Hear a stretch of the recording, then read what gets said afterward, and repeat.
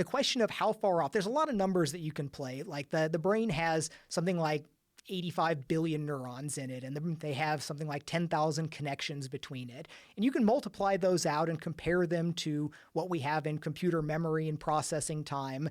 And you can say that, yeah, within 10 years, those curves should have crossed.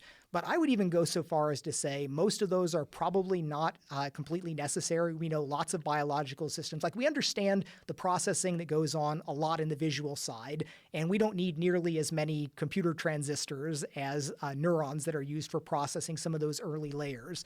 So I suspect that even today, some of the government supercomputers, the biggest, the top 500 list that they have, those are remarkably probably useful for doing artificial intelligence work, where for a long time, for decades, I thought that was sort of just national chest thumping, the top 500 computers, because so many of them, they relied on replacing what used to be the old big iron Cray vector supercomputers, and they really weren't very easy to program. Most programs people want to use, you can't run it on a supercomputer and just be a lot faster. One of the shocking things most people don't really appreciate is the fastest way to do most single-threaded applications is an overclocked gaming computer today. You can't go spend $1 million and buy a computer that will do many tasks faster than what you can just run on a gaming computer. And this is not at all the way things were for decades, where for a long time, you would go spend your millions of dollars on a Cray supercomputer and all of your code would run faster than anything you can get.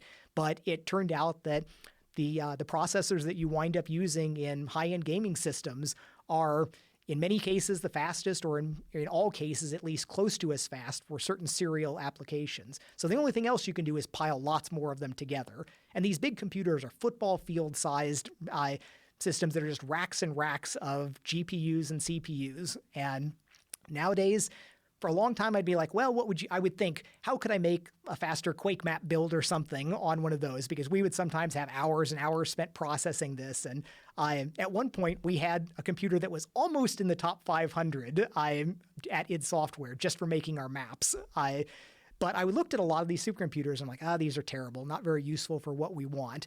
But now as I look at AI work, and I think that, well, if you're just doing a whole bunch of these kind of general matrix multiplies, that computer right there is probably pretty good. So I would suspect that you could do something, if we had the right algorithms, the right training schedule, and the right time to run through it, that it's probably possible on some systems today, and it'll just still take many years for the right algorithms to wind up being developed, the right training regimens to be run, and faster, cheaper hardware to wind up making it more economical to run all the experiments.